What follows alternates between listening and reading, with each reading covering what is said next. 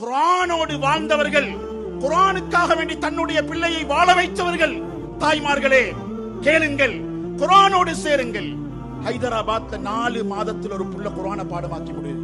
உள்ள மீடியா எல்லாம் வந்து பேட்டி எடுக்கிறாங்க. ஹஸரத்து கேட்டா வேற ஒன்றும் கேட்கல, சாதாரணமா பாடம் கேட்டோம். தந்தைட்ட கேட்டா நான் பெருசா ஒன்றும் செய்யல, மாணவன்கிட்ட கேட்டா வேற ஒன்றும் இல்லை.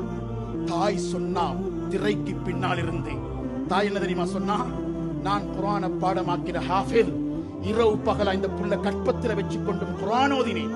இஸ்ரேல்ல சொல்றாங்க, கற்பத்தில் இருக்கிற புள்ள படிக்குது, இங்க கற்பத்தில் இருக்கிற புள்ளையை வச்சு கொண்டு படம் பார்த்தா நடிகனை போல ரோசம் கெட்டவனா வருவான்.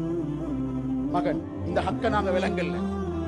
கண்ணியமானவர்களே, அன்புக்குரிய அல்லாஹ்வின் நல்லடியார்களே, 4 மாதத்திலே குர்ஆனை சுமந்த ஹாஃபிஸ், சுப்ஹானல்லாஹ், தாயுடைய டிஎன்ஏ. நான் சொன்னேன் குர்ஆன் டிஎன்ஏ பேசுறது. கடைசியா சொல்றேன்,